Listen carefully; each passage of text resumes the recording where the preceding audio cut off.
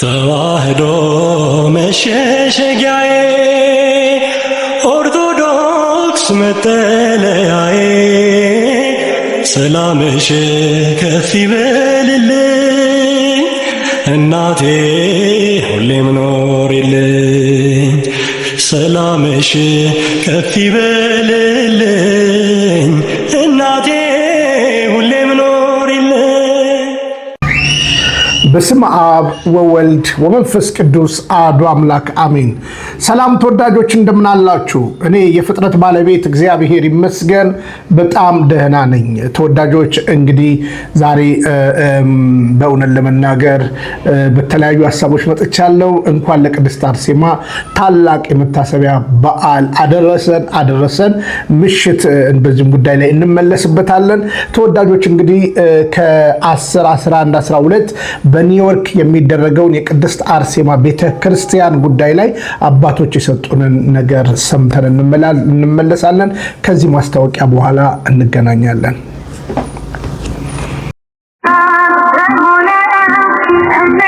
በስመ አብ ወወልድ ወመንፈስ ቅዱስ አሐዱ አምላክ አሜን።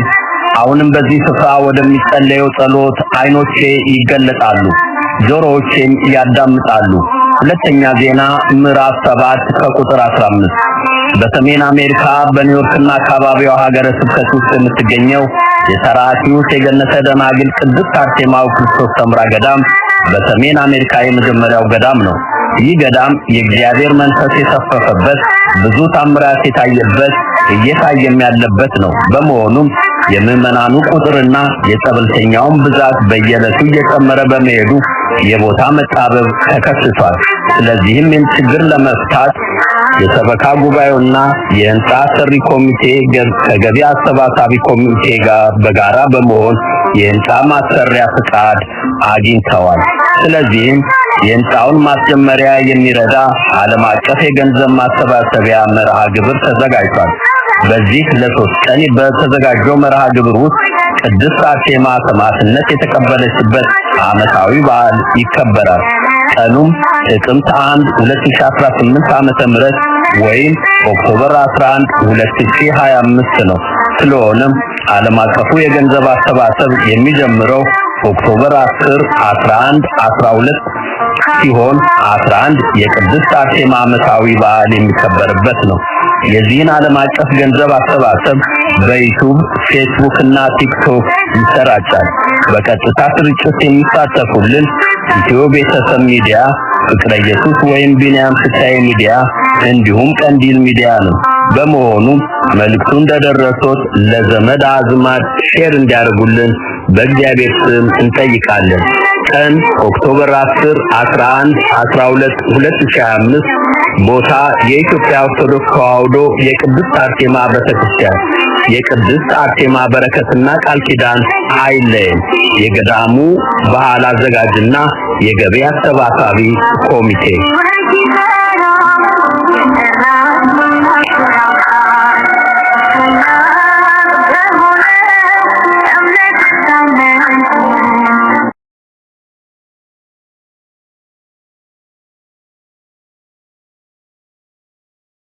እንግዲህ ተወዳጆች ሁላችንም በዚህ ታላቅ የበረከት ስራ ላይ መሳተፍ እንዲሆንልን ብፁዕ ቅዱስ አቡነ ጴጥሮስ የኒውዮርክና አካባቢው አህጉረ ስብከት በግልጽ በጠሩን የአባትነት እኛም ደግሞ የልጅነት ጉዳይ ይህን መርሃ ግብር እንግዲህ ለ3 ቀን እኛም እግዚአብሔር በረዳን አቅም አብረናቸው እንደ ልጅነት ልንሳተፍ ቃል ገብተናልና ሁላችሁም ላልሰማ እንድታሰሙልን የአደራ መልእክቴ ነው።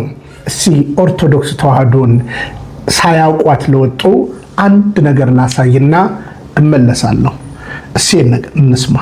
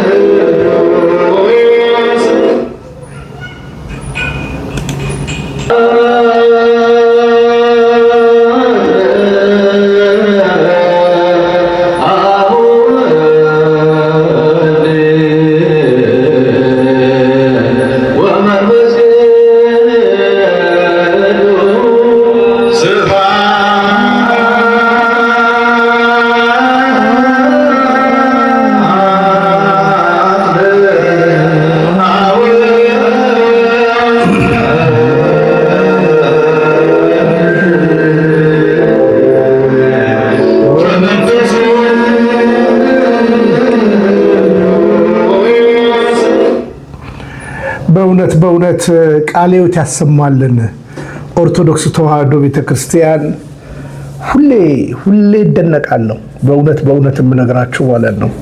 እችን ቤተክርስቲያን በክፉ ለሚያሟት ይልቁኑ ጊዜ ሰጠን ብለው ስሟን ለሚያንጓጥጡ ለአውሬው መልእክተኞች በእውነት ሁል ቀን ሳስብ እንዴት እንደማዝንላቸው እቺ ድንቅ ስንዱ እመቤት የሆነች ቤተክርስቲያንን ሳያቋት የወጡ ሳይረዷት የወጡ ጠላት ሆኖ የተመለሱባት እናት እንደሚያሳርዱ ይሰሙኛል እምላችሁ በምክንያት ነው።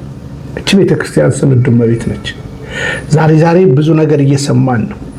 ለምሳሌ አባቶቻችንን በመንገድ ላይ አላሳልፍ በማለት ለማሳጣት የጊዜው ባለቤቶች ጊዜው የኛ ነው ብለው የሚያደርጉት ነገር አለ። እስኪ ላሳያችሁ።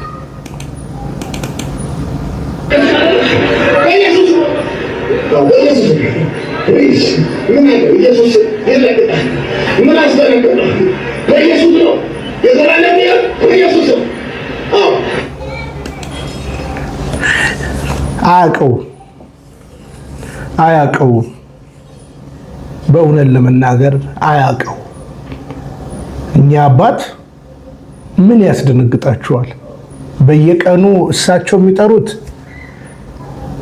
ማንን ነውና? ጌታችንና መድኃኒታችን ኢየሱስ ክርስቶስን ነው።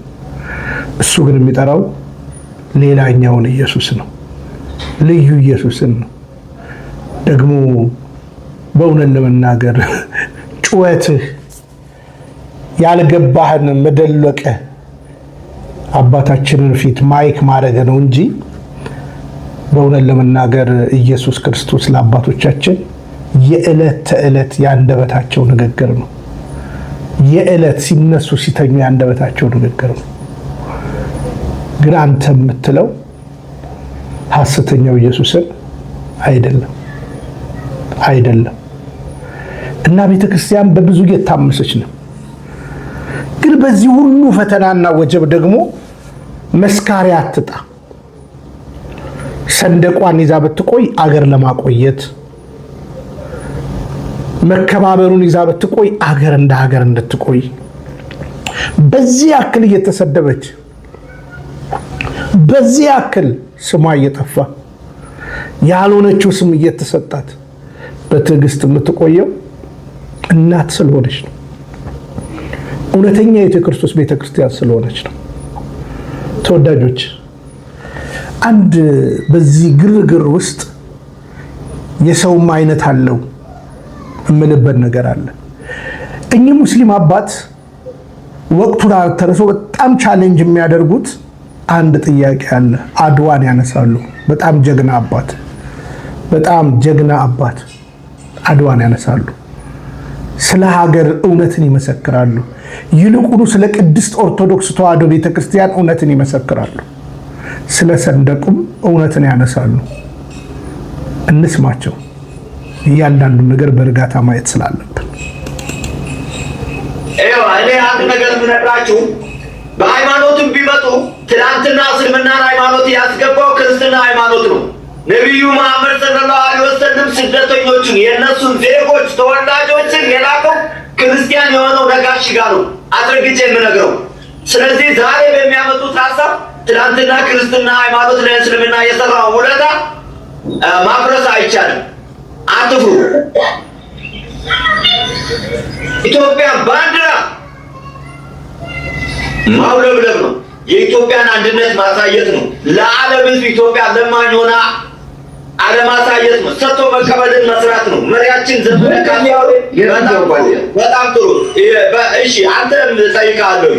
በ1928 የሞትንበት ባንዲራ የትኛው ባንዲራ ነው? ኢህአዴግ። በጣም ጥሩ ጥያቄ ነው። ሰንደቅን አዘልቆ ማየት ታሪክን አለማጥፋት በ1920 ከ100 ዓመት በፊት አንስተው ያነሱት ጥያቄን ማን ይመልሰዋል? የቱን ሰንደቅ ይዘን ነው ጦርነቱ ላይ የነበር ነው? ትውልድ መከባበሩ ይሻላል። አሁን በጎጥ በብሔር ተጎዳርተናል። አሁን የቀረን ሃይማኖት ነው። ሃይማኖታዊ ነገር ደግሞ ሊነሳ ሲል እንደነዚህ አይነት አባቶች አሉ። አዎ ስለ ኢትዮጵያዊነት ማውራት ትልቅ ነገር ነው። እኛ አባት እውነትን አልካዱ። ምንም ሙስሊም ቢሆኑ እውነትን ለመመስከር አልካዱ። ዛሬ በሶሻል ሚዲያ ላይ የምናያቸው ብዙ አጸያፊ ነገሮች አሉ። ብዙ ደግሞ የተንሸራተቱ አባቶች አሉ። እውነትን መመስከር ትልቅ ነገር ነው። ደግሞም በእርግጥ በሚሄዱና በሚመጡ ፖለቲከኞች አንጎዳዳ ብዬ ዘመኔን ሙሉ እየተናገርኳለሁ። ግን ከሁሉ በላይ ያሳቀኝ ደግሞ እኚህን አባት ባየንበት የክርስትና ስሜ እገሌ ነው ያለች ደግሞ ከክርስትና ወደ እስልምና ደግሞ ሄድኩኝ ያለች ስሰማ በጣም ስቄያለሁ። በእውነት ለመናገር በዚህ ያክል ይዋሻል? በእርግጥስ በእኛ በቅዱስ ቤተክርስቲያን ውስጥ የክርስትና ስም መቅደስ የሚል ይወጣል? እስኪ እንስማ። በዚህ ያክል እንግዲህ ቀጥዬ ወደ ቀለሜና ወደ ደምሮ እመጣለሁ። እስኪ እንስማት እንግዲህ እህታችንን። ክርስቲያን ነበርኩኝ፣ አሁን አልሐምዱሊላህ ሰልማለሁ ማለት ነው። እና የምፈልገው ነገር የህፃን ጋብቻ በእስልምና ይሄንን ነገር ደግሞ አስረድ በቃ። በጣም ክርስቲያን ነበርሽ? አሁን ግን ሰልማለሁ አልሐምዱሊላህ። ምን ነበርሽ? ኦርቶዶክስ። በጣም ይደንቃል። እስኪ ወላሂ ወይ ወላሂ የክርስትና ስምሽ ማን ነበር?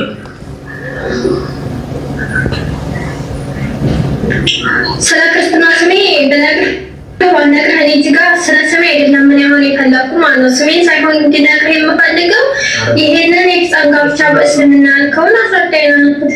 ኦርቶዶክስ ነበርኳችሁ? ከክርስትና ስምሽ ነገር መቅደስ። ኦኬ መቅደስ። በጣም ይገርማል። የት ነበር ነበርሽ? መቅደስ ነው ክርስትና ስሟ። እኔ ሀገሬን አልናገርም። እኔ ሀገሬን መናገር ምናምን አልፈልግም። አሁን ቀጥታ የምፈልገው ነገር ንገሩኝ እንዴ። ደብርሽን ነው ያልኩሽ። መቅደስ የክርስትና ስምሽ መቅደስ ነው። አረ ኦርቶዶክስ ነበርሽ እኮ። ቅዳሴ ያስቀደሰሽ ታውቂያለሽ ወይ? እኔ ስለዚህ ነገር እኔ ስለ ክርስትና ማውራት ምናምን አልፈልግም። ስለ እስልምና ብቻ ማውራት አሁን የምፈልገው ማለት ነው። እኔ ስለነሱ ወደ ኋላ መመለስ አልፈልግም። ወደፊት ነው እንጂ ማለት ነው። እኔ ወደ ኋላ መመለስ ደግሞ አሁን አልፈልግም። ቀጥታ ወደፊት ነው መመለስ የምፈልገው መሄድ እንጂ የሰው ደግሞ ያዘውን እንጂ አልያዘውን ወደ ኋላ መመለስ አያስፈልገውም ማለት ነው። እና አስረዳኝ። ይሄን የህፃን ጋብቻ በእስልምና ብቻ አስረዳኝ። ከዛ ወጣላችኋለሁ። ይዙ እነሱ እናንተ ማለት ነው። እስቲ አባታችሁ ነው ይለኛል ይቀዛለ አንተ ብዬ ነው አባታችሁ ነው። አላህ ነው እያመለካቸው በአላህ ስም ብቻ ነው ማለት ፈልገው። እሺ አይ ምንም ነገር አትበይ። በክርስትና ህይወትሽ የነበረሽን ህይወት ባጭሩ እስቲ ክርስቲያን እንደነበርሽ ለማወቅ አንዳንድ ነገሮችን አሳይኝ እስቲ። ለምሳሌ ቅዳሴ ታስቀድሽ ነበር? ኦርቶዶክስ ከነበርሽ እንግዲህ ቅዳሴ ልታስቀድሽ ይገባል ግዴታ። ቢያንስ ከሳምንቱ ባይመሽ አንድ ቀን እንኳን ሰንበትን ልታስቀድሽ ይገባል። ቅዳሴ ያስቀደሰሽ ታውቂያለሽ? አብቲ እኔ ጠበል ተጠምቄያለሁ። ሌላ ነገር እኔ ስለ ክርስትና ህይወቴ የክርስትና ህይወቴ መሰለህ እኔ ሁለት ቦታ ነው ያደግኩትም። እኔ ብዙ በቃ እንደዚህ ነው ሲያዙ የሚናገሩት ማለት ነው። በደንብ ስሙ። አሁን እቺ ልጅ አክሰንቷም ያሳውቃል። ግልጽ የሆነ ነገር ነው ያለው። ለጸበል የመጣችው እንግዲህ እቺ ቅድስት ቤተክርስቲያን ፈውስን በተመለከተ ጸበል ቦታዋ ላይ ፕሮቴስታንቱ ሙስሊሙም የተለያየ ህዝብ ሲጨንቀው ይመጣል። በነገራችን ላይ እኛ አንሄድም እንጂ ህዝቡ ይመጣል። እውነቱ ነው። እኛ አንሄድም እንጂ ህዝቡ ይመጣል በግልጽ አማርኛ። ስለዚህ አሁን እቺ ልጅ የክርስትና ስምሽ ማን ነው? መቅደስ። እሺ ታስቀድሽ ነበር? አይ ጸበል ነው የሚሄደው ጸበል ነው እንጂ የሚሄደው ምናምን። ከዛ በኋላ የብሔር ፖለቲካ ልትጫወት ትፈልጋለች። በውሸት የሚከብር እግዚአብሔር የለም በነገራችን ላይ። አሁን እቺ ልጅ ልክ እኔ እነ ቀለሜን ማስባቸው እንደዚህ እቺ ልጅ ነው በነገራችን ላይ ማለት ነው። እነ ቀለሜን ማስባቸው ደስ ነው እንደዚህ ልጅ ነው በነገራችን ላይ። ደቴም በቃ የምለያቸው ነገር የለም ማለት ነው። ለምን ካላችሁኝ ሳያቋት ነው አሁን በቃ ምክንያቱም እቺ ልጅ ኦልሬዲ አክሰንቷ ሙስሊም እንደሆነች ይታወቃል። መቅደስ ነኝ አለች። ከዛ በኋላ ያልሆነ ነገር ነው የምትናገረው። አይ እኔ ጸበል ቦታ ነኝ። በእርግጥ እነ ቀለሜ እቺ ቅዱስ ቤተክርስቲያን ያቋታል።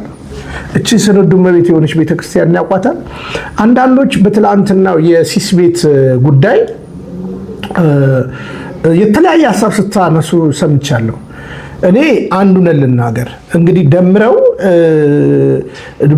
ፓሽኔት ሆኖ በቃ ለማምላክ ወላዲተ አምላክ ከአንዳንዶቻችሁ በተሻለ ተንገብግቦ ከአንዳንዶቻችሁ ከምትልመጠመጡ በእውነት ከምትልመጠመጡ ተሽሎ ተቆጭቶ እልይዞት ይሄን ነገር ተናገረ። ቀጠሮ ተያዘ።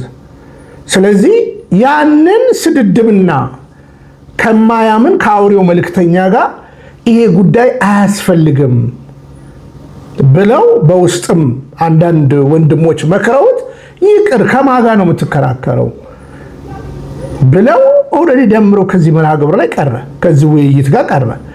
እርግጥ አንዱን ልንገራችሁ፣ ደምረው ከፕሮቴስታንት ነው ወደ ኦርቶዶክስ የተመለሰው። ቀለሜ ደግሞ ከኦርቶዶክስን ወደ ፕሮቴስታንት ሄደው ምን አስኬዳቸው ከተባለ ዶግማ ከሆነ ለምን ዶግማ ላይ ለምን አይወያዩ? ዶክትሪን ላይ ለምን አይወያዩ? ከዛ በተረፈ ግን ልጁ ያደረገውን ነገር እኔ አንደኛ ጓደኝነት ከቤተክርስቲያን አይበልጥም ብራዘር። ይሄ አብሮ ቁርጥና ስጋ መብላት ከእንትን አይበልጥም። በደንብ ስማኝ፣ ከእምነት አይበልጥም። ሰው በእምነቴ ከመጣ አብሬው አልሄድም። እምነቴን ካንጓጠጠ አብሬው አልሄድም። እማምላክ ወላዲተ አምላክን እናቴን የአምላክን እናት ከሚሳደቡ ሰዎች ጋር በየሶሻል ሚዲያ ከሚሳደቡ ሰዎች ጋር አብራችሁ በቲክቶክ ላይ ደግሞ ተገናኝታችሁ ቁማር የምትቆምሩ አያሌዎች አላችሁ። ስንቱን ጥለን እንደመጣን ልናወራ እንችላለን፣ እብሪት ከሆነ ስንቱን ጥለን። ስለዚህ ወንድማችን ሲሳይ አጥፍቷል። ውይይቱ የለም ከተባለ በቃ ቀድሞ ተነግሮታል እኮ ና ብሎ እዛ ጋር አሁን ሲሳይ ዲፌንድ ስለ ሲሳይ መከራከር ሲያምራችሁ ራሱ ያስቀኛል። ለምን እንዳታጡ ደንበኛ እንዳታጡ እንጂ ሲሳይ ቀድሞ ተነግሮታል። በቃ አይመጣም በቃ ፕሮግራሙ የለም ተብሎ ተነግሯል። ስለዚህ አሁን ደምረው ነው ያጠፋው፣ ሲሳይ ነው ያጠፋው። ደምረው እኮ ተናገረ። ናና ተናገር። በመሰረቱ ሲሳይ ቤት ተገናኝተው ያዙ ልቀቁኝ ተባብለው እያንዳንዱ ነገር እኮ ትውልድ እኮ ማየት እኮ ይችላል ነው። በቃ ደምረው ከናንተ ተሽሎ ማለት ነው ተንገብግቦ ስለ ቅድስት ቤተክርስቲያን ተንገብግቦ ስለ ማምላክ ወላዲተ አምላክ እወያያለሁ አለ። ግን የሚወያየው ሰው አዋቂ ነው አይደለም፣ ተሳዳቢ ነው።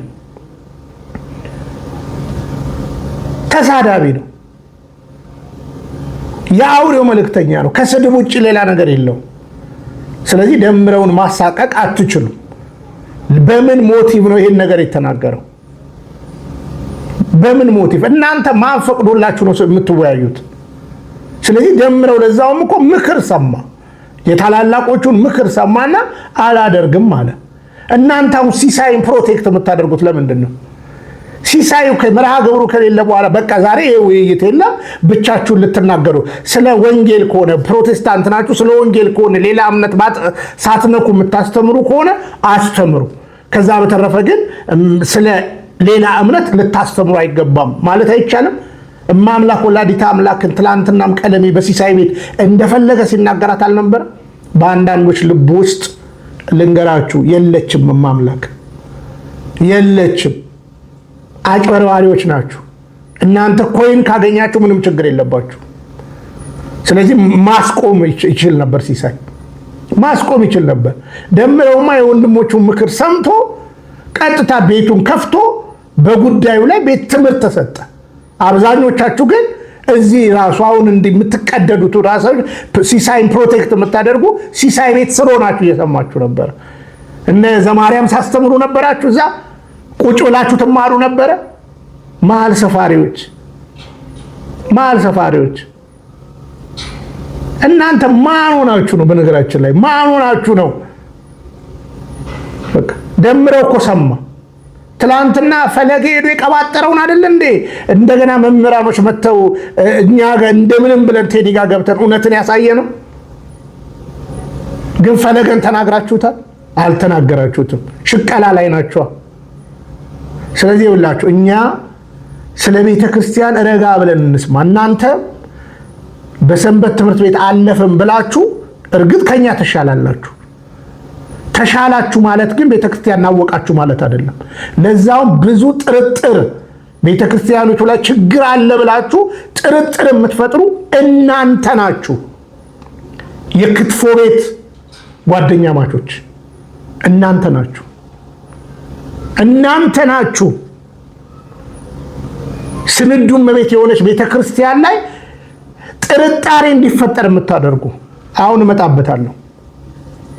እውነታው ይሄ ነው። ወደዳችሁም ጠላችሁ ደምረው ወንድሞቹን ሰምቶ አቁሟል። ይሄን ጉዳይ ሴት የሚባል ፈሪ የሚባል ፎርፌ የሚባል እንዳፈዛችሁበት ምንም በሉት ሰምቶ እንትን ብሏል። ቀድሞ ግን የያዝበትን ሞቲቭ ተረዱት። እኔ እኮ ገብቻለሁ። የዛሬ ዓመት ከምናምን እኮ ከቀለሜ ጋር ገብቻለሁ። ስግደት በመጽሐፏ ብሎ መጽሐፉን የጸሎት መጽሐፉን ሳላነብ ገብቻለሁ። ሳላነብ ገብቻለሁ። ለምን? የቃላት ጉዳይ ስለሆነ አጭበርባሪ ስለሆነ። ቀለሜ አላየከውም? አፈር ከድሜ ሳበለው አላየከውም? ከፈለክ አሳይሃለሁ፣ ከፈለክ ሰርቼ አሳይሃለሁ። እሱ ነው። ስለዚህ ምን መሀል ሰፋሪ መሆን ነው። ከዛ በተረፈ አንዳንድ ወንድሞችም የማይገባ የቁጣ ቃል፣ የማይገባ የስድብ ቃል፣ የማይገባ ነገር ትናገራላችሁ። ይሄ ኦርቶዶክሳዊ ሚዛን አይደለም። አይ በዚህም ደግሞ እንዲህ እኮ ናቸው ኦርቶዶክሶች ትላላችሁ፣ ታስብሉናላችሁ ማለት ነው። ስለዚህ እናንተ ራሱ እውነት ለመናገር ተአምረ ማርያም ላይ ያላችሁ አመለካከት ምንድን ነው? ተአምረ ማርያም ላይ ያላችሁ አመለካከት እናንተ ራሱ ደምረው ፓሽኔት ሆኖ ቀንቶ መጥቷል። ቀንቶ እየተናገረ ነው። እናንተ ራሱ ተአምረ ማርያም ላይ ምንድን ነው አመለካከታችሁ? ህዝቡ ላይ ጥርጣሬ የምትጭሩ እናንተ ናችሁ። እውነተኛ የሆነውን የቤተ ክርስቲያን መጽሐፍትን ጥርጣሬ እንዲጫር የምትፈልጉ እናንተ ቲክቶክ ላይ ያላችሁ ምንደኞች ናችሁ። ስለዚህ በቃ ደምረው ቀረ ቴንኪው ነው መባል ያለበት። ሲሳይ ግን ያደረገው ነገር ልክ አይደለም። እኔ ሲሳይን ከእናንተ በላይ ወደዋለሁ። ምን ያህል እንደማናገረው መድኃኒዓለም ነው የሚያውቀው። በቃ በምፈልገው ጊዜ ደውዬ አናግረዋለሁ። ከዛ በተረፈ ፌዝ ነው፣ ፌዘኛ ነው ሲሳይ። በፌዘኛ ወንበር ፌዘኛ ነው።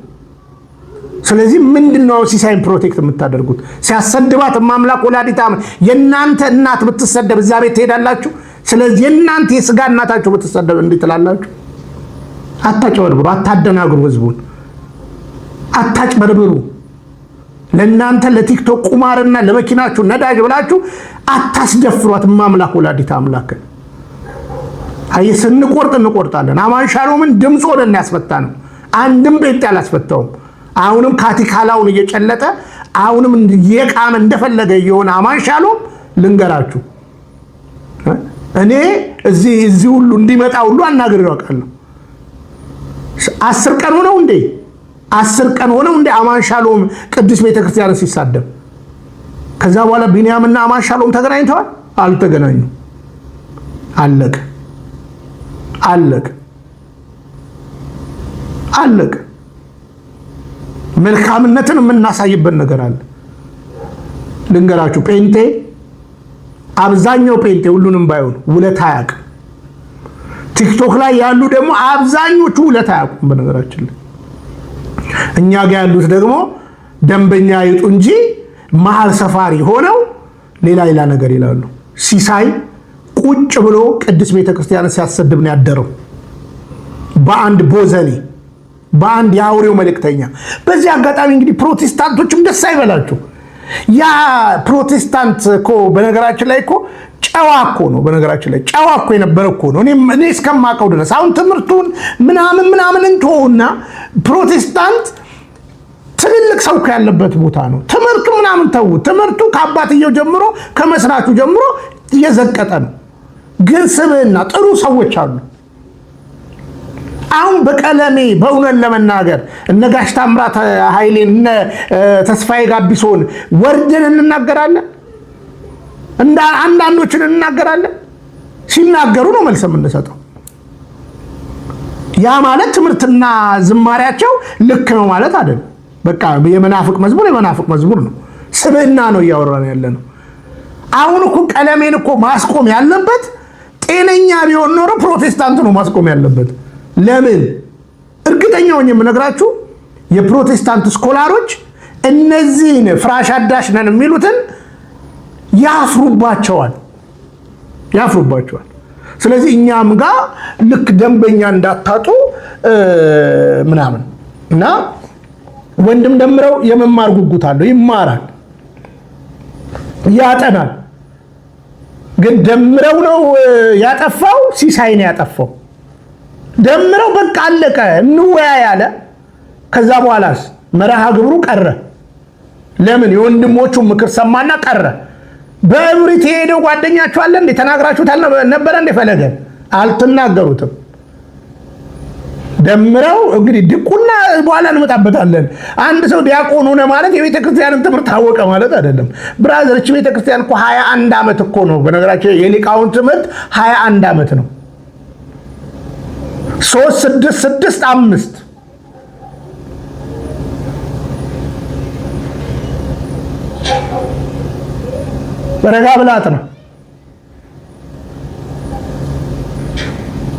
ረጋ ብላት ነው። የ20 ዓመት ትምህርቷን አንተ ሰንበት ትምህርት ቤት 1 ዓመት ሳትማር ወተክ እንደ ሊቃውን ታክት ታደርጋለህ። ከዛ በኋላ ህዝቡ ላይ ጥርጣሬ ተፈጥራል። አሁን በኋላ አባታችንም ይናገራሉ፣ እንኳን እናንተ ሌሎችን ይናገራሉ። ስለዚህ ደምረው ላይ ከመውረድ ደምረው ላይ ከመዝፈን ደምረው ልክ ነህ ቴንክ ዩ ቀድመ በዛ መንፈስ በቃ ቀድሞ የሄደበትን መንፈስ እኔ ቤት መጥቶ ተናግሯል ትናንትና። በቃ በዛች በተነሳችሁ ቦታ ላይ መነጋገር እንችላለን። እውነታው ይሄ ነው። ስለዚህ ሲሳይን ነገ ደንበኛ እንዳያሳጣችሁ ታሞካሹታላችሁ፣ ደምረውን ደግሞ ትቀጠቅጡታላችሁ። አንታገስም። ትላመተ ምናምን አትበል እባክህ አንተ። እዛ ተዘፍዝፈ ምን ሰራ?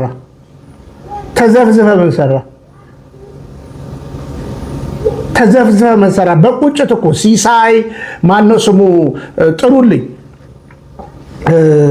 ሲሳይ ተመስገን በየደብሩ እኮ እግራቸው እየቀጠነ እኮ መርዳት ያለባቸውን ማስታወቂያ እየሰሩ አንዳንዶቻችሁ ለዛው በቢዝነስ 100 ሺህ እየተቀበላችሁ በምትሰሩት እነሱ ግን በንጹህ ሕሊና እየሰሩ ነው ያሉት። አለቀ። ከዛ በተረፈ አታሳቋቸው። እናንተ እኮ ትምህርት ቤት ላይ ምን እንደሆናችሁ እኮ እናውቃለን እኮ። እና እንደው ለማሳቀቅ ልጁን እንደዛ ማድረግ የለባችሁ። ከዛ በተረፈ አንዳንዶችም ደግሞ ሲሳይ ላይ ፈነክታለሁ ፈልጥ ነበር ምናምን አትበል። የኦርቶዶክሳዊ አይደለም። በቃ ሲሳይ አጥፍቷል። ቤቱን ከፍቶ ኮይን ለቀማ ከፕሮቴስታንቱ ጋር አታችመንቱን ለማጠንከር እማምላክ ወላዲት አምላክን ሲያሰድብ አድሯል፣ ሲያሰድብ አምሽቷል። በቃ ይሄንን ግን አትሸፋፍን። አለቀ። ሲሳይ አጥፍቷል። ባጭር አማርኛ እንሂድ ወደ ሌላ ቪዲዮ። እንግዲህ ምን ይላሉ አባታችን ብፁዕ አቡነ ኤርሚያስ? ረጋ ብለህ ስማ። ኦርቶዶክስነት ከዚህ ይጀምራል። እኛ እኮ በነገራችን ላይ እዛ የነበረንን ባህሪ የንግግር ባህሪ እንኳን ለመክታት ብዙ እየጣርን ነው። እውቀት ደግሞ ከአባቶቻችን እየተማርን ነው። አንተ ደግሞ ፈልጣለሁ ፈነክታለሁ ምናምን ትላለህ። ነውር አይደለም? አዎ ይቅርታ መጠየቅ ጥሩ ነው። ግን ነገርኳችሁ ከሲሳይ ጋር ህብረት እንዴት ነው ከዚህ በኋላ የምትቀጥሉት? እንወደዋለን ሲሳይ እናከብረዋለን ምናምን አትበሉ፣ አትሸገር። ፍራንክ ነው የሚያገናኛችሁ። በቃ ይቅርታ መጠየቅ አለብህ ምናምን። እስከ መቼ ነው በይቅርታ? ቀለሜ ጠዋት ሰብስባችሁለት አይደለም ማታም አምላክን የሚሳደበው? ቲክቶክ ላይ ያሉ አብዛኛው ጴንጤ ውለት አያውቅም። እንዲሁም ደግሞ አንዳንዶች ውለት አጠቁ። እውነታዊ ነው። አንተም ልጅ እኔም ልጅ አደብ ግዛ። ቡራኪያቸው የደረሰን እስኪ አባታችንን እንስማ። ሲረጋ ብለህ ስማ። ማንን ምን እንደሚሉ። አሁን አንዳንዱ የእንትን ተማሪ ነኝ ብሎ እስከምን ድረስ ቤተክርስቲያን እንደምታወቅ ረጋ ብለህ ስማ። የማርያም መሸምደድ የቤተክርስቲያኗን የእምነት አቋም ያሳውቃል። ሀልወት እግዚአብሔር በትክክል ነገረ ስጋዊ በትክክል ያስረዳል አያስረዳም? አባቶች አሁን በቃ ይሄ ነው አካሄዳችን። እንግዲህ ቀንቶን መጨረሻ ላይ ትርጓሜ ቤት የምንገባ ቴዎሎጂ የምንገባ ሰዎች እድል ካገኘን ነው። ስለዚህ ቤተክርስቲያን የእምነት አቋም፣ ስለዚህ ቤተክርስቲያን ስርዓት፣ ስለዚህ ቤተክርስቲያን ታሪክ ትውፊት ማወቅ የምንችለው። እዛ ውጭ ግን ምንም አይነት የእምነቱን አስኳል የምናገኝበት መንገድ የለም። ድጓ ማለት፣ ሰዓታት ማለት፣ ቅዳሴ ማለት ሀልወተ እግዚአብሔርን አውቀው ተረድተው ያመኑ ሰዎች የሚሉት ምስጋና ነው እንጂ በትክክል ሀልወተ እግዚአብሔርን እምነቱን ያላወቁ ሰዎች የሚያዜሙት አልነበረም፣ የምናዜመው አልነበረም። እውነት ለመናገር ሰዓታቱ፣ ቅዳሴው፣ ማህሌቱ ምንም ሳይገባን አንዳንዶቻችን ምንም ሳይገባን ሲሆን ትርጓሜ ቤት መግባት ወይም ጽንሰ ሀሳቡን የሚረዳና አንዳንድ ጊዜ ግዕዙንም አለማወቅ አለ። እንደምታውቁት በዚህ አስተምህሯችን ይህችን ቤተክርስቲያን እንዴት አድርገን የምናሻገረው?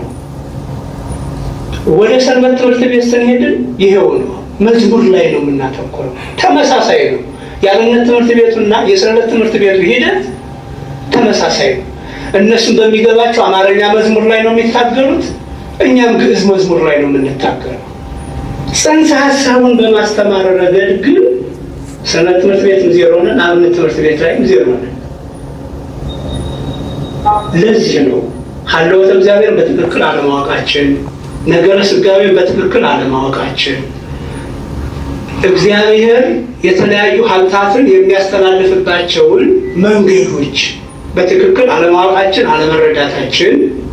አለመረዳታችን ብዙ ጊዜ ቤተ ክርስቲያኗ እንደተሳሳተች አድርጎ ያስቆጥራል። የቤተ ክርስቲያኗ የእምነት አቋም ስህተት እንደሆነ ተደርጎ እንዲጎራ ያደርገዋል። የቤተ ክርስቲያኗ እምነትም ሆነ ስርዓትም ሆነ ትውፊትም ሆነ እንከን የለሽ ንጹህ ስንዴ ነው። እውነት ለመናገር እሷን ለማወቅ ግን የሚያስችል ሲስተም አልተዘረጋለን። አሁን እዚህ ላይ ነው ሰበካ ጉባኤም መረባረብ ያለበት፣ መምህራንም መረባረብ ያለበት። በዘመን አደረጃጀት ስንል ምን ማለታችን ነው? አንድ ወደ አብነት ትምህርት ቤት የሚገባ ደቀ መዝሙር ውዳሴ ማርያም በሸምደዱ እንዳለ ሆኖ ሀልወተ እግዚአብሔርን ግን ቅዱስ ኤፍሬም ውዳሴ ማርያምን የደረሰው ከብዙ ሂደት በኋላ ነው።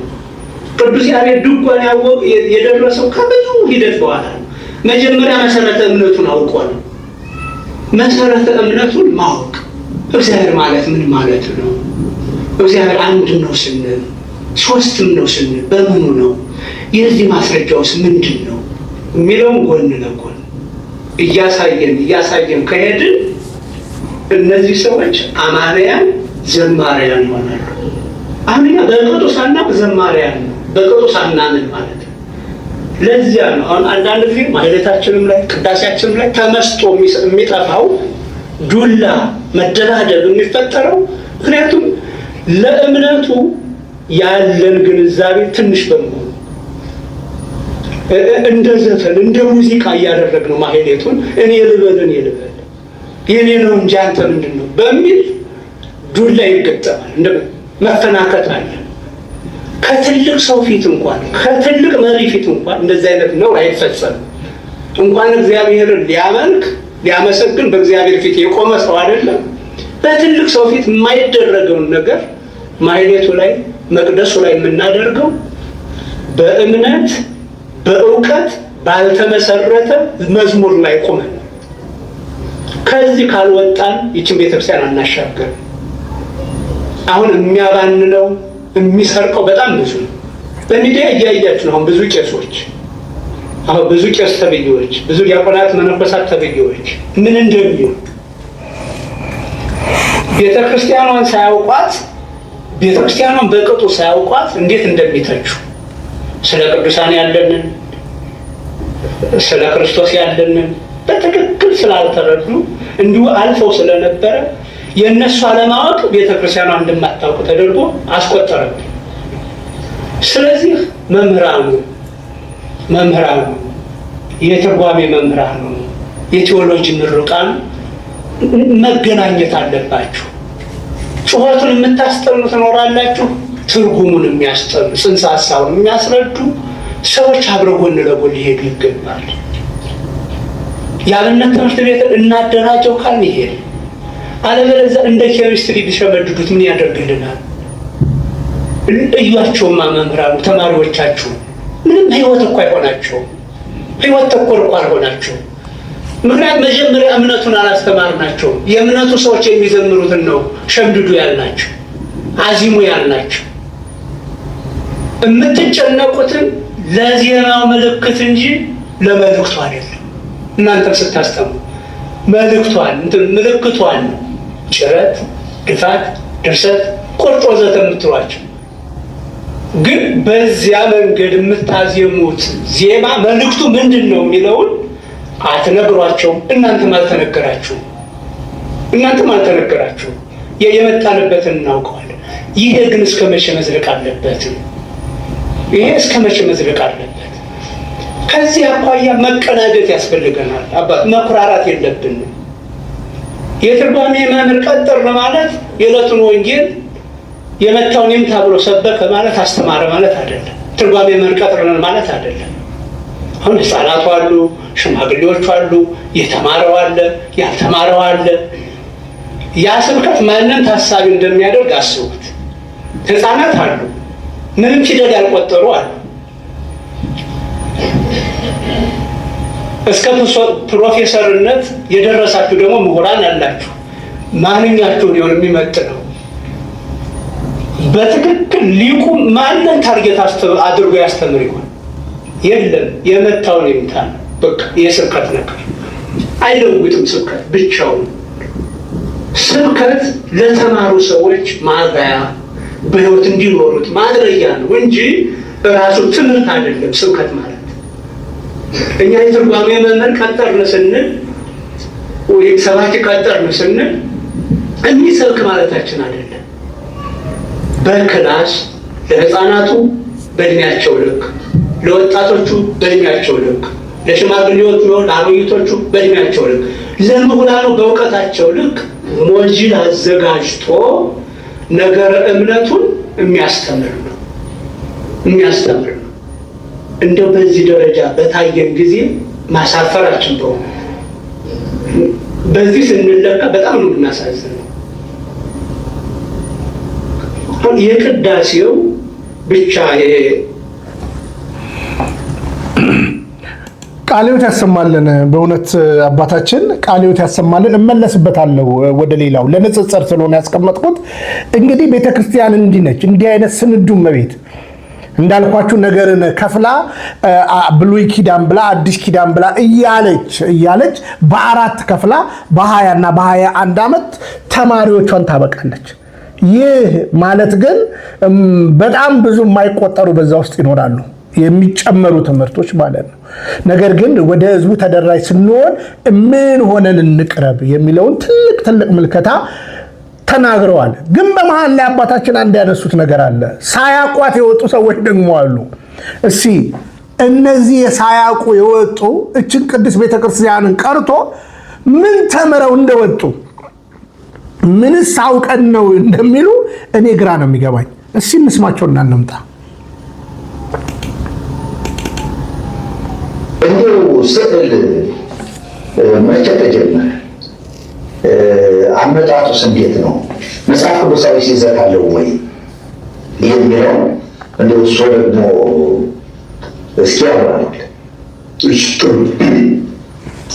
አመሰግናለሁ። እግዚአብሔር አምላካችን የተባረከ ይሁን። ደግሞ እግዚአብሔር እድልም ስለሰጠን እግዚአብሔር እናመሰግናለን። ያው ሁላችን በሰላም ጠብቆ ጤና ሰጥቶ እንዲህ በተለያዩ ርዕሰ ጉዳዮች ላይ እንድንነጋገር እግዚአብሔር እድል እየሰጠን ስላለ እግዚአብሔር እናመሰግናለን። እንግዲህ በእግዚአብሔር ቃል ውስጥ ስለ ሴም የተነሳ ነገር አለ። ለምሳሌ ዘጸአት ምዕራፍ 20 ቁጥር 4 ላይ እንደዚህ የሚል ቃል አለ። በላይ በሰማይ ካለው በታች በምድር ካለው በባህርም በየብስም ካለው ማናቸውም የተቀረጸውን ስናንተ አታምልክ፣ አትስገድ ይላል እና እንግዲህ ሁልጊዜ ስለዚህ ስለተቀረጹ ነገሮች ስናነሳ በተለይ ከመንፈሳዊ ነገር ጋር ስለሆነ አሁን አያይዘን የምናነሳው እግዚአብሔር በሕግ ደረጃ ሁለተኛው ሕግ ሆኖ ሰው እግዚአብሔርን የሚያመልክ ሰው የተቀረጸው ነገር የማናቸውን ምሳሌ የማናቸውን ምስል ለራሱ እንዳያደርግ እዚያም ደግሞ እንዳይሰግድ ያንንም እንዳያመልክ ከልክሏል። እና በጣም የሚገርማችሁ ነገር ዘዳግም ምዕራፍ 4 ቁጥር 15 ላይ ደርሶ ስታነቡ እኔ ሲገለጥልህ መልክ አላየህም አለ እና የሆነ መልክ ሰርተህ እግዚአብሔር ይሄ ነው ብለህ አምልከህ እንዳትረክስ ተጠንቀቅ። እና አሁን ብዙ ጊዜ አሁን በሀገራችን ስለ እግዚአብሔር ስዕል ይሳላል አይደለም? ስለ እግዚአብሔር ስዕል ይሳላል። እግዚአብሔር ይህ ነው ኢየሱስ ክርስቶስ እንኳን በስጋ ስለተገለጠው ችግር የለውም። ግን የሚሆን ያኔ ሰዓሊ የለም መልኩን የሆነ አካል ሰርቶ አስቀርቶታል ማለት አንችልም። ግን የራሱ እግዚአብሔርን ስላሴን እግዚአብሔርን ሰዎች ለመሳል ይሞክራሉ እና እግዚአብሔር ግን ምንድን ነው ያለው? እኔ ሲገለጥ በመልክ አልተገለጥኩልህ። ስለዚህ በመልክ ስላልተገለጥኩልህ የሆነ ነገር ይሄ ነው እግዚአብሔር ብለህ የሆነ ነገር ሰርተህ አምልከህ እንዳትረክስ ተጠንቀቅ ይላል እና ሁልጊዜ ስለ ምስል ስናስብ ማሰብ ያለብን ነገር ምንድን ነው ከተባለ አምላክን መሳል ያላየነውን አካል መሳል አንችልም። ያው ስል አንዳንድ ጊዜ የአርት ውጤት ነው ይባላል እና እነዚህ ሰዓሊያን ምን ያስባሉ? የሆነ ነገር አንበው ያንን በስዕል ያስቀምጡታል። ያው ጥበብ ስለሆነ ያንን ነገር ያስቀምጡታል። ግን ያ ነገር ያ ነው ማለት አይደለም። ለምሳሌ የሆነ ነገር አንድ ሰው ስለ እግዚአብሔር ስሎ ቢያስቀምጥ እግዚአብሔር ያ ነው ማለት አይደለም። እና እንደዚህ አይነት ነገር አለ። ግን ምን አይነት ነገር አለ ደግሞ አሁን ሰዎች የሚያነሱት እግዚአብሔር በብሉይ ኪዳን በነበረው አገልግሎት አንዳንድ ነገሮችን አሳይተዋል። ለምሳሌ ለሙሴ የኪሩቤልን ምስል እንዲቀርጽ እግዚአብሔር ተናግሯል እና ያንን ወስዶ እኮ እግዚአብሔር እኮ እንደዚህ ብሏል የኪሩቤልን ምስል ቀርጾ እንዲቀርጽ አዝዞታል። እና ኪሩቤሎቹ ወደ እርስ በርስ ሁለት ክንፍ ያላቸው እርስ በርስ የሚተያዩ ሰዎች መቅደሚያ ላይ የተቀመጡ ማለት ነው እና እነሱን ቀረጽ ብሎታል እግዚአብሔር። እና ከዚህ የተነሳ እግዚአብሔር የከለከለው ከእግዚአብሔር ውጭ የሆነው ነው እንጂ በእግዚአብሔር ቤት ያለውን ነገር አልከለከለም የሚል ሀሳብ ያነሳል። እና ግን ይህንንም ስንመለከት እግዚአብሔር ለጌጥ ነው እግዚአብሔር የተጠቀመው ለጌጥ ወይም ደግሞ በኪሩቤሎች ላይ እግዚአብሔር ተገልጦ ስለሚናገር የእግዚአብሔርን መገኘት ለማመልከት ነው። እነዚህ አካላት የሚሰገድላቸው የሚመለኩ አይደሉም። በነገራችን ላይ ታቦቱ ራሱ በብሉይ ኪዳን አይሰገድለትም። ሰዎች ተሰብስበው ወደ ማደሪያው እንኳን መጥተው የሚሰግዱት ለእግዚአብሔር ነው የሚሰግዱት እንጂ ለማደሪያው እንኳን ውስጥ ላለው ታቦት በማደሪያው ድንኳን ውስጥ ያለው የተቀረጸው ምስል አይሰግዱም። እና ይህንን በማንሳት እንደገና ደግሞ የናሱ ባብ አለ አይደለም?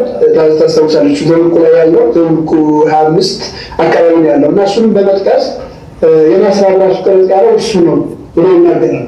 እሱም የተቀረጸው የናስ ባብ ራሱ ምሳሌ ነበረ። ምሳሌነቱ ለክርስቶስ አዲስ ኪዳን ላይ ተጠቅሷል። ለምሳሌ ዮሐንስ ምዕራፍ 3 ቁጥር 14 እና 15 ላይ ሙሴ በምድረ በዳ እባብን እንደሰቀለ በእርሱ የሚያምን ሁሉ የዘላለም ሕይወት እንዲኖረው እንጂ እንዳይጠፋ የሰው ልጅ ይሰቀል ዘንድ ይገባዋል ብሎ ክርስቶስን በማመልከት የተሰራ ነው።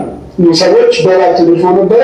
ወጥተው ያን የናስ እባብ ሲያዩ ፈውስ ተከናወነላቸው እና አማናዊው ክርስቶስ መጥቶ ፈውስ ለሰዎች እንደሚያከናውን ያንን ለማሳየት ነው። እሱም ሊመለክ አይደለም። በተለይ ምንድነው በደንብ ማንሳት የፈለኩት አሁን እኛ የምናወራው ስላ ስለሚመለኩ አይደለም፣ ስለሚሰገድላቸው እንደሰማነው የማዳን ስሞች ናቸው ተብለው ስለሚከበሩ ቤተክርስቲያን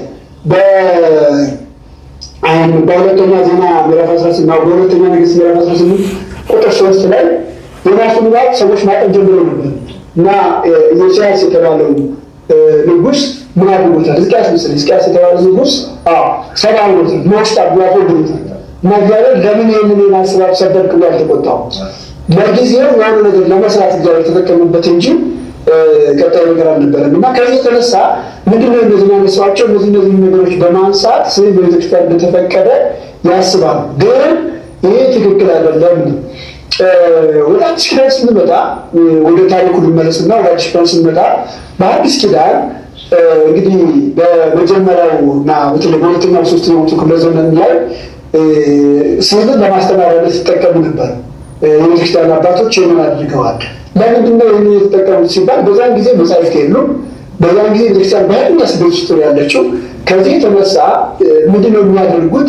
የሆነ ነገር እየሳሉ በድንጋይ ላይ እየሳሉ መሬት ላይ እየሳሉ ያስተምሩ ነበር። በተለይ በዚህ በካታኮምብ ውስጥ የነበሩ በዛ ውስጥ ያለፉ ክርስቲያኖች የሚያደርገው እና አሁን የከርሰ ምድር አጽኚዎች በድንጋይ ላይ የሳሏቸውን ቀርጸው በድንጋይ ላይ የሳሏቸውን መሬት ላይ የሳሏቸውን ነገሮች እያገኙ ያሉት እና በዚህ መንገድ ስዕል ለማስተማሪያነት በአዲስ ኪዳን ጥቅም ላይ እንደዋለ ይነገራል። እና ይሄ ሀሳብ እስከ ተወሰነ ጊዜ ድረስ ቀጥሏል። እና በተለይ ስለ ስዕል ትልቅ ችግር የሚነሳው ሰባተኛው ክፍለ ዘመን ላይ ሰባተኛው ክፍለ ዘመን አካባቢ ላይ ስንመጣ ስለ ስዕል ትልቅ ችግር ይነሳል። የመጀመሪያ ክርስቲያኖች ስዕል የሚጠቀሙት የነበረ ለማስተማሪያነት ነው። ለምሳሌ ኢየሱስ ክርስቶስ እንዴት ተሰቀለ፣ ለምሳሌ ጌታ ኢየሱስ ክርስቶስን በግ የተሸከመ ወይም ደግሞ በግ የሚጠብቅ እረኛ እንደዚህ አድርገው እንደዚህ አድርገው ስለዋል እና ይህንን በማስተማሪያ እንጠቀም ነበር። ለምሳሌ ስለ እረኛ ሲያወሩ ኢየሱስ መልካም እረኛ ነኝ ስላለ ስለ አሳይተዋል። ሲሰቀልም ኢየሱስ ክርስቶስ እንዴት እንደተሰቀለ ይህንን ስለ አሳይተዋል። ለምሳሌ ማርያምን ስትወልድ ጌታን ስትወልድ እንዲህ ነገሮች አሳይተዋል። ምንድን ነው ግን ሀሳቡ ከተባለ ማስተማሪያነት ነው። ማስተማሪያ መጽሐፍ የለም፣ የሚነበብ የለም። በእጅ ነው ያለ መጽሐፍት የሚጻፉት። ስለዚህ በእጅ መጽሐፍት ስለሚጻፉ በዛን እያንዳንዱ ሰው መጽሐፍ ገዝቶ አንቦ የእግዚአብሔር ነገር መረዳት አይቻልም እና የሰሙትን ነገር ሰዎች እንዲረዱት ለማስተማሪያነት ተጠቅመዋል። በማስተማር ደረጃ ስዕል በጣም ዋና እንግዲህ በዚህ በዘመናዊ ሰዎች ያውቁታል እና አንድን ነገር በቃል ከመናገር ስም ማሳየት ወይም ደግሞ በቪዲዮ ሲንቀሳቀስ ማሳየት ሰዎች ያለው ትምህርት እንዲይዙ ያደርጋል። ያው እንግዲህ መንፈስ ቅዱስ ወርቷቸው ሳይንሱ ላይ ያልደረሱ ሳይንሱ ዛሬ ይህንን በደንብ ነው የሚያበረታታው ለተማሪዎች ስለ ማስተማር በጣም ጠቃሚ እንደሆነ ትምህርቱ እንዲረዱት እንደሚያደርግና ከተቻለ ደግሞ ያንን በተግባር ራሱ አካል ማምስ ማሳየት ያጥሩ እንደሆነ በትምህርት ደረጃ ተደርሶበታል እና የቀደሙ አባቶች ይህንን ተጠቅመዋል፣ በምሳሌ ተጠቅመዋል። ግን ወደ ሰባተኛው ክፍለ ዘመን ስንመጣ ሰባተኛው ክፍለ ዘመን ላይ ችግር አመጣ። እየቆየ ሲሄድ ቤተክርስቲያን ወደ ችግር እየገባች ስትሄድ በተለይ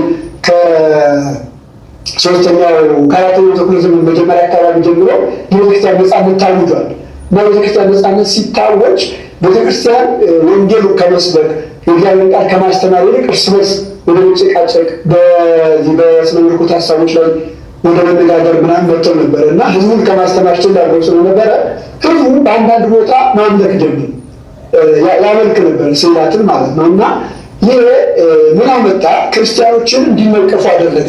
በተለይ አይሁዶች ክርስቲያኖች ጣዖት አምላኪዎች ናቸው ብለው መተቸት ጀምሩ። ምክንያቱም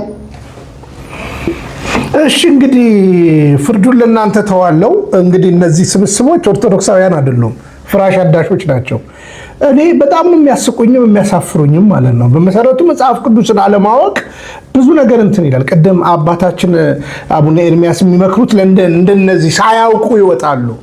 ስለዚህ በመጀመሪያ ደረጃ ዘዳግም ምዕራፍ 4 ላይ እንግዲህ በግልጽ አማርኛ የሚናገረው እውነት ለመናገር ምን ለማለት ፈልጎ ነው? እግዚአብሔርም በኮሬብ ተራራ በእሳት መካከል ሆኖ በተናገራችሁ ቀን መልኩን ከቶ አላሳያችሁምና ሰውነታችሁንም እጅግ ጠብቁ፣ እንዳትበድሉትም የተቀረጸውንም ምስል የማናቸውንም ነገር ምሳሌ በወንድ ወይም በሴት መልክ የተሰራ በምድር ላይ ያለውን የእንስሳት ሁሉ ምሳሌ ከሰማይ በታች የሚበረውን ወፍ ምሳሌ ምድርም ላይ የሚሽከረከረውን ሁሉ ምሳሌ ከምድርም በታች በውሃ ውስጥ የሚኖረውን የዓሣ ሁሉ ምሳሌ አታድርጉ። ወደ ሰማይም አትመልከት። አምላክህ እግዚአብሔር ከሰማይ ሁሉ በታች ላሉት አሕዛብ ሁሉ የሰጣቸውም ፀሐይና ጨረቃን ከዋክብቱን የሰማዩን ሰራዊት ሁሉ አይተ ሰግደህላቸውም አምልካቸውም እንዳትስት ተጠንቀቅ። እናንተ ግን እንደ ዛሬ ሁሉ የርስቱ ሕዝብ ትሆኑ ዘንድ እግዚአብሔር ወስዶ ከብረት እቶን ከግብፅ አወጣችሁ። እግዚአብሔርም እናንተን በተናገራችሁ ምክንያት ተቆጣኝ። ዮርዳኖስንም ልሻገር አምላክ እግዚአብሔር ርስት አድርጎ ወደሚሰጥ ወደ መልካሚቱ ምድር እንዳልገባ ማለ እያለ ሙሴ ይናገራል። በነገራችን ላይ ዘዳግም ማለት መድገም ማለት ነው። ዘጸአት ያለውን ሐሳብ ነው ሙሴ በዚህ ቦታ ላይ የሚያብራራው ማለት ነው። ሲወርድ ምንድን ነበረ? ጥጃ ለብጠው በወርቅ ያመልኩ ነበረ። ማንን? እግዚአብሔርን አይደለም። ማንን? በግብፅ የነበረውን የጣዖት አምልኮ። እነዚህ ግለሰቦች ጣዖትና እግዚአብሔር ተምታቶባቸው ነው የእግዚአብሔር የሆነውን እና ለታቦቱ ተሰግዷል። ምን ማለት ነው? የእግዚአብሔር ክብር ያረፈበት ማለት ነው። የማ ክብር? የእግዚአብሔር ክብር፣ የእግዚአብሔር ሕልውና፣ እግዚአብሔር ያከበረው። ከዛ በተረፈ ጉባኤውንም አያውቁትም። በነገራችን ላይ በእውነት እኮ የምናገረው በሁለተኛው ጉባኤ ምናምን ነገር ብለው ምንን ያመጣሉ? ካታኮምቦን ያመጣሉ። መች ነው ካታኮምቦ?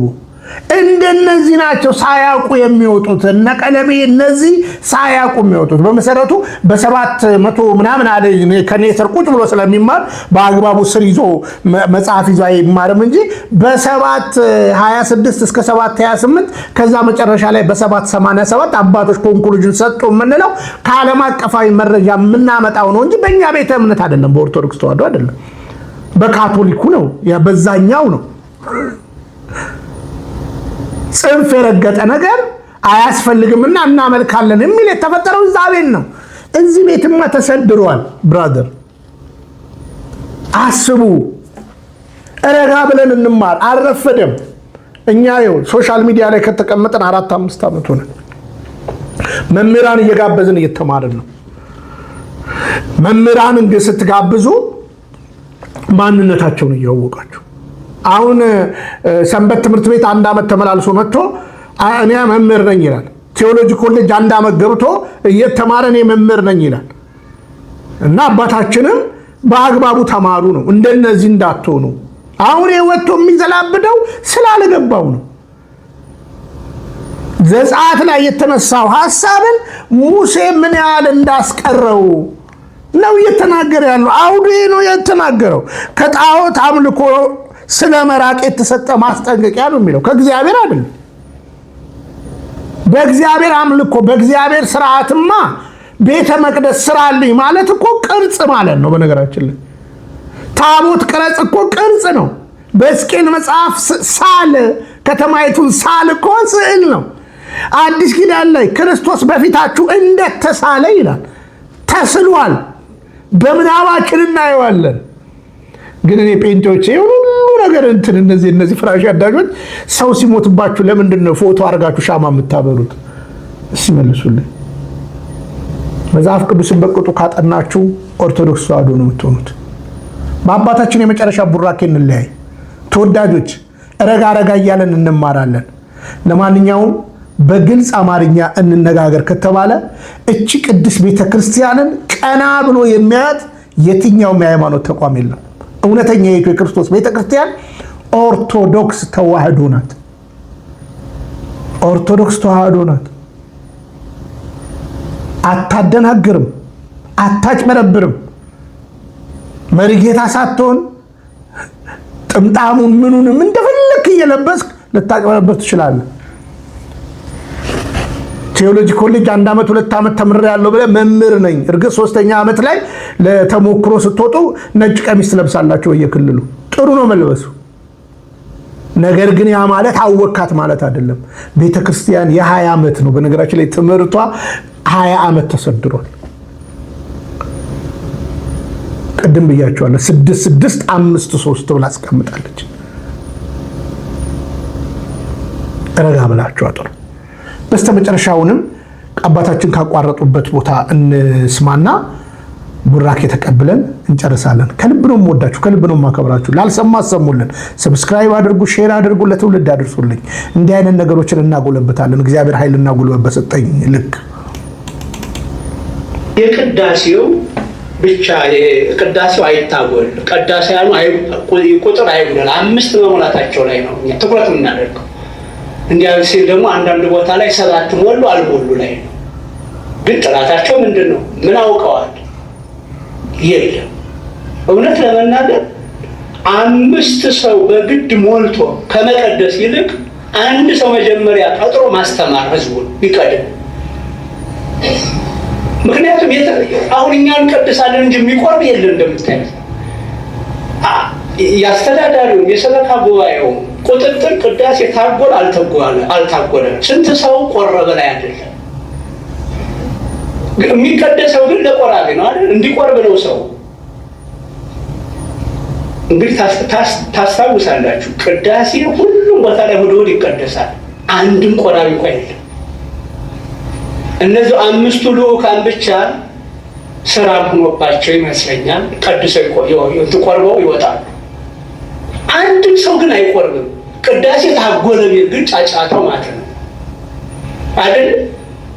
በቃ ያ ህዝቡም ይበላቸዋል። ቅዳሴው ታጎለ መቀደሱ እሱ እንዲቆርብ እንደሆነ ስላልነገር ነው ብቻ ይቀደስ እንጂ ምን ቸገረው? እሱ ጸድቋል በልቡ። ይሄ አስተምሮ እስከ መቼ ነው የሚያስኬደን ነው? በእውነት እስከ መቼ ነው የሚያስኬደን? ስለዚህ የአብነት ትምህርት ቤትን ስንል አባቶች በትኩረት አድርጋችሁ ይሁት ለመምህራኑ ሞራል መስጠት፣ ማገዝ፣ በተቻለ መጠን ማገዝ፣ ተማሪዎቻቸውን ሰፍሮ ቆጥሮ ማወቅ፣ እንደዛ ተማሪዎች ነገር እምነቱን ምን ያህል እየተረዱት እንደሆነ መምህራኑም ደብሩም መረዳት አለበት። እንዲህ ስናደርግ ነው ከኛ የተሻለ ሰው ይመጣል። ይሄን ብናደርግ ስለዚህ ይሄን ታሳቢ ያደረገ አደረጃጀት መፍጠር አሁን እንደ ሀገረ ስብከት እኛ አስበን የነበረው ደጋግሜ ነግሬያችሁ የቤተ ክርስቲያኑ የሲኖዶሱ የ10 ዓመት መሪ ዕቅድ ከመምጣቱ በፊት እንደ ሀገረ ስብከት በ2013 የ10 ዓመት መሪ ዕቅድ ስናጸድቅ በዚህ 10 ዓመት ውስጥ ቢያንስ በአንድ ወረዳ በዘመናዊ አደረጃጀት የተደራጀ አንዳንድ የአብነት ትምህርት ቤት እንዲኖረን ግንባታው ካሪኩለሙ ሁሉም ነገር የተሟላለት ጦርነቱ ስላላስኬደ ያው ብዙ አልሄድንበት። ወልዲያ ላይ ብቻ ነው የተሳካለ። አመቄት ላይ የምንሰራው 20 ዓመት እየሆነ ነው ያንስ ጀምር ያሁኑ የሀገረ ስብከት ዕቅድ አይደለም አመቄት ላይ የምንሰራው። በእርግጥ ትልቅ ግንባታ ላይ የተገነባው እኔ ጳውሎስ ስገባ ጀምሮ ነው ይሄ 20 ዓመት እየሆነ ነው። አሁን ያ ኮሚቴ አብሮኝ የሚሰራው 20 ዓመቱ ነው። 10 ብር አስተምሬ ሰብኬ ስመጣ 10 ብር ያው መምህር ገብረ እግዚአብሔር ያውቃሉ ትሰጠናለች። አንድ ደብር ስለሄደ 10 ብር ለትራንስፖርት ከዛች 10 ብር እያወጣሁ ነው ያንን ግንባታ የጀመርኩት። በዘመኔ አንድ ባለትዳር 5 ልጅ 6 ልጅ ወልዶ ድሮ ኩሎ ያልፋል፣ ራሱን አስችሎ ያልፋል። እኔ ደግሞ መነኩሴ ነኝ። አንድ ትምህርት ቤት ወልጄ በገቢም ራሱን አስችዬ ልክ ድሮ ኩሎ እንደማለት ይሄን አቀጀ ተማሪው ነው የጀመርኩት። አሁን ቢያንስ ከ150 ሚሊዮን ብር በላይ ኢንቨስት ተደርጎበታል። ያ ኮሚቴ እስካሁን ድረስ እየመጣ ይሰራዋል። እዛ በተረፈው ወልዲያ ላይ ነው እንግዲህ ከሞላ ጎደል የ400 ተማሪዎች ማደሪያ መማሪያ ክፍል እየገነባ ነው ያለው። ወረዳዎች ላይ ግን ያው ችግር ሆነብን፣ ግንዛቤውም የለም። ወቅቱም እንደምታውቁት ነው። የጦርነት ዘመን በሉት የምንም በሉት ምንም ይሁን ምንም የኔና የእናንተ አገልግሎት ዘመን ይሄ ነገ የተሻለ የሰላም ዘመን ሊመጣ ይችላል። ያ የኔ ዘመን አይደለም፣ ያ የእናንተ ዘመን አይደለም። ነገን አትጠብቁ፣ ነገን አትጠብቁ። የተጀመረ ነገር ነው የሚያልቀው። ስለዚህ ወጣቶች ወንድሞቻችን አስተባብሮ ወረዳ ቤተ ክህነቱን ፕላን መጀመር፣ ስለ መንገድ፣ ስለ ትምህርት ቤቱ የይዞታ ማረጋገጫ መያዝ፣ እንዲህ እያደረገ በዚህ ዓመት አንድ ነገር ሰርታችሁ ከረሙ። ደስ አለ። አንድ ነገር ጀምራችሁ ከረሙ። ከርሞ ደግሞ የሆነ ነገር ይመጣል። አለበለዚያ ሌላ ቀን ስንጠብቅ እኛ እናልፋለን። ሌላ ትውልድ ነው የሚመጣው። አግባብ ብናየው የአብነት ትምህርት ቤትን በዚህ ልክ ብናየው፣ ከዚህ ጋር ተያይዞ የክህነት አቀባበልንም መምህራኑ ከኔና ከእናንተ የተሻለ ሰው ዲያቆን እንዲሆን አድርጉ። እኔ ስቀበል እናንተ ስትቀበሉ ታውቁታላችሁ። ውዳሴ ማርያም ሸመደርን መለኪያው ይሄ ነው። ዳዊት ደግመዋል መለኪያው ይሄ ነው። ምን ያህል ቢያንስ 5ቱን አዕማደ ምስጢር እንዲህ የእምነት ምሰሶች ናቸው። በነገራችን ላይ እንደው ዝም ብሎ ያው እኛ አሁን አወቀ የምንለው ምስጢረ ሥላሴ ማለት ወይም ማነው 5ቱ አዕማደ ምስጢር ማለት ምስጢረ ሥላሴ፣ ምስጢረ ሥጋዌ፣ ምስጢረ ጥምቀት፣ ምስጢረ ቁርባን፣ ምስጢረ ትንሣኤ ሙታን ይህን አለ ማለት አወቀ ይመስለናል። አወቀ ይመስለናል። 7ቱ ምስጢራተ ቤተክርስቲያን እነማን ናቸው? ተራቸውንም ላያውቅ ይችላል፣ መኖራቸውንም ላያውቅ ይችላል። ብቻ ውዳሴ ማርያም ከሸመደደ እንሰጠዋለን።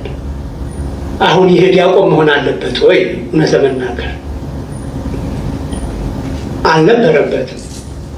ስለዚህ እንደ ጎን ለጎን ቅድም እንዳልኳችሁ ሀልወት እግዚአብሔርን የእምነቱን ነገር እግዚአብሔር ሀብታት የሚያስተላልፍባቸውን 7ቱን ምስጢራተ ቤተክርስቲያን እንዲህ አውቆ እንዲቀበል ልታደርጉ። በዛ ልክ ነው አሁን እኛ እየጣርን ያለ ነው። አጥቢያዎች አለመረዳታቸው ግን ባሰብነው ልክ አይሄድልንም። ሊዘጋ ነው፣ ቅዳሴ ሊታጎሉ ይለናል። አሁን እንደው 5 አላዋቂ አስገብቶ ቅዳሴ ቀደስኩ ከማለት 1 አዋቂ አስገብቶ መቀደስ አይበልጥም? 5 ካልሞላ እኮ የሚል በመሰረቱ ቀኖና አልነበረንም፣ ልምድ ነው እንጂ። እንደሌለንም አሁን አውሮፓ አሜሪካ ስንሄድ 1 ቄስ ነው የሚቀድሰው። በዚህ ግን ጥራት አይጠበቅም፣ ቁጥር ይጠበቃል። 5 ሞሉ አልሞሉ ተብሎ እንደዚህ ከምናደርግ በእውነት እስከ መቼ ነው እንዳይታጎል በሚል ቅዳሴ ሊታጎል ነው በሚል አላዋቂዎችን እየሾምን የአላዋቂ መከማቻ የምናደርገው ቤተ መቅደሱ። ስለዚህ በእውነት መምህራኑ አግዛችሁን እዚህ ላይ በእውነት አባታችን ቡራኪው ይድረሰን፣ ቃልዎት ያሰማልን። እንግዲህ እንደዚህ አይነት ትምህርቶች ወሳኝነት ናቸው፣ ወሳኝ ናቸው። ሰውን ወደ ቅዱስ ቁርባን የማድረስ የማቅረብ በቃ የቤተ ክርስቲያንን ትልቁ ሀልወተ እግዚአብሔርን ማንነቱና ምንነቱ አንድም ሶስትም ሲባል ሚስጥራቶቹን ዶግማዋን ማለት ነው እዛ ላይ ጽኑ ነገር እንስራ እያሉ ያሉትና በእውነት አባታችን ቃልዎት ያሰማልን፣ ቡራኪው ይድረሰን። ከልብ እናመሰግናለን። ተወዳጆች እንግዲህ አሁን ይሄ ገለቡ ይቀር። በነገራችን ላይ ሐዋርያው ቅዱስ ጳውሎስ 14 ዓመት በአረብ ሀገር ነበርኩ ይላል። በአረብ ለዛውም ደግሞ በገማልያል እግር ስር ደግሞ ተምሬያለሁ ይለናል። እና ፈለጋችን የሆነውን እውነተኛውን ሰናይ መልእክት አይደለ በቅዳሴው ላይ የሚባለው ቅዱስ ጳውሎስ ሰናይ መልእክት እንዴት እኮ አይደለ የመጀመሪያው መልእክት የሱ ነው የሚነበበው። እና እሺ እንወቃት እንቅረባት እቺ ቅዱስ ቤተክርስቲያን ለምን መሰላችሁ ከብዷቸው እንደወጡትና እንደተሳዳቢዎቹ እንዳንሆን ይሄንን እናድርግ ብዬ ነው መልእክቴ። በስተመጨረሻም 2 ነገሮችን እመጣበታለሁ። አንደኛው እንዳትረሱት የኒውዮርክና አካባቢው በቅድስት አርሴማ ቤተክርስቲያን ላይ ያለውን የገቢ ማሰባሰቢያ ከብፁዕ አቡነ ጴጥሮስ በታዘዝነው መሰረት ማስታወቂያውን አንድ ሰምተን እንመጣለን።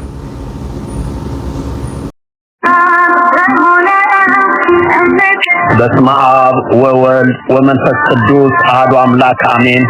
አሁንም በዚህ ስፍራ ወደሚጸለየው ጸሎት አይኖቼ ይገለጣሉ፣ ጆሮዎቼም ያዳምጣሉ። ሁለተኛ ዜና ምዕራፍ 7 ከቁጥር 15 በሰሜን አሜሪካ በኒውዮርክና አካባቢው ሀገረ ስብከት ውስጥ የምትገኘው የሰራቲውስ የገነተ ደናግል ቅድስት አርሴማው ክርስቶስ ሰምራ ገዳም በሰሜን አሜሪካ የመጀመሪያው ገዳም ነው። ይህ ገዳም የእግዚአብሔር መንፈስ የሰፈፈበት ብዙ ታምራት የታየበት እየታየም ያለበት ነው። በመሆኑም የምዕመናኑ ቁጥርና የጸበልተኛውን ብዛት በየዕለቱ እየጨመረ በመሄዱ የቦታ መጣበብ ተከስቷል። ስለዚህም ይህን ችግር ለመፍታት የሰበካ ጉባኤውና የህንጻ ሰሪ ኮሚቴ ከገቢ አሰባሳቢ ኮሚቴ ጋር በጋራ በመሆን የህንጻ ማሰሪያ ፍቃድ አግኝተዋል። ስለዚህም የህንጻውን ማስጀመሪያ የሚረዳ ዓለም አቀፍ የገንዘብ ማሰባሰቢያ መርሃ ግብር ተዘጋጅቷል። በዚህ ለ3 ቀን በተዘጋጀው መርሃ ግብር ውስጥ ቅድስት አርሴማ ሰማዕትነት የተቀበለችበት ዓመታዊ በዓል ይከበራል። ቀኑም ጥቅምት 1 2018 ዓ.ም ወይም ኦክቶበር 11 2025 ነው። ስለሆነም ዓለም አቀፉ የገንዘብ አሰባሰብ የሚጀምረው ኦክቶበር 10፣ 11፣ 12 ሲሆን 11 የቅድስት አርሴማ ዓመታዊ በዓል የሚከበርበት ነው። የዚህን ዓለም አቀፍ ገንዘብ አሰባሰብ በዩቲዩብ፣ ፌስቡክ እና ቲክቶክ ይሰራጫል። በቀጥታ ስርጭት የሚሳተፉልን ኢትዮ ቤተሰብ ሚዲያ፣ ፍቅረ ኢየሱስ ወይም ቢንያም ስታይ ሚዲያ እንዲሁም ቀንዲል ሚዲያ ነው። በመሆኑ መልእክቱ እንደደረሶት ለዘመድ አዝማድ ሼር እንዲያደርጉልን በእግዚአብሔር ስም እንጠይቃለን። ቀን ኦክቶበር 10፣ 11፣ 12 2025 ቦታ የኢትዮጵያ ኦርቶዶክስ ተዋሕዶ የቅድስት አርሴማ ቤተክርስቲያን። የቅድስት አርሴማ በረከትና ቃል ኪዳን አይለየን። የገዳሙ ባህል አዘጋጅና የገቢ አሰባሳቢ ኮሚቴ።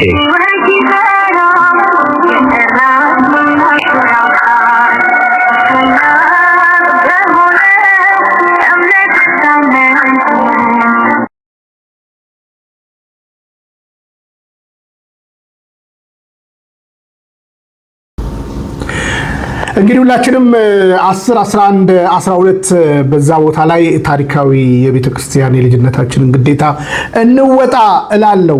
ተወዳጆች ከልብ ነው የምወዳችሁ፣ ከልብ ነው የማከብራችሁ። እስኪ እንስማ።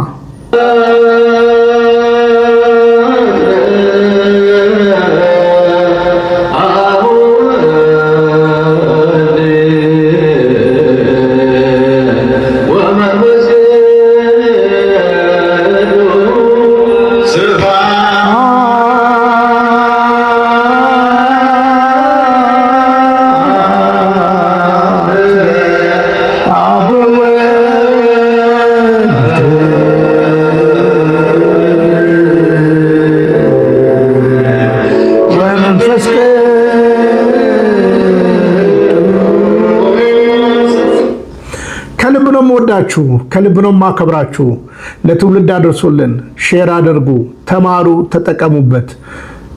ጠቢብ ሰው በማስተዋል እንዲኖር ምክርን መስማት አለበት። ምክርን እንስማ መልእክቴ ነው። ብንያም ሽታዬ ነኝ፣ ፍቅረ ኢየሱስ ከስደት ሀገር ኡጋንዳ ካምፓላ። ሰላም እግዚአብሔር ከሁላችን ጋር ይሁን። ምናልባት በተቻለ መጠን ቪዲዮዎችን ቶሎ ቶሎ እየሰራን ለመልቀቅ እንሞክራለን። እናንተም ሰምታችሁ ለትውልድ እንድታጋሩልኝ ያደራ መልእክቴ ነው። ሰላም። ተዋህዶ መሸሸጊያዬ፣ ኦርቶዶክስ መጠለያዬ፣ ሰላምሽ ከፍ ይበልልኝ እናቴ ሁሌም ኖሪልኝ። ሰላምሽ ከፍ ይበልልኝ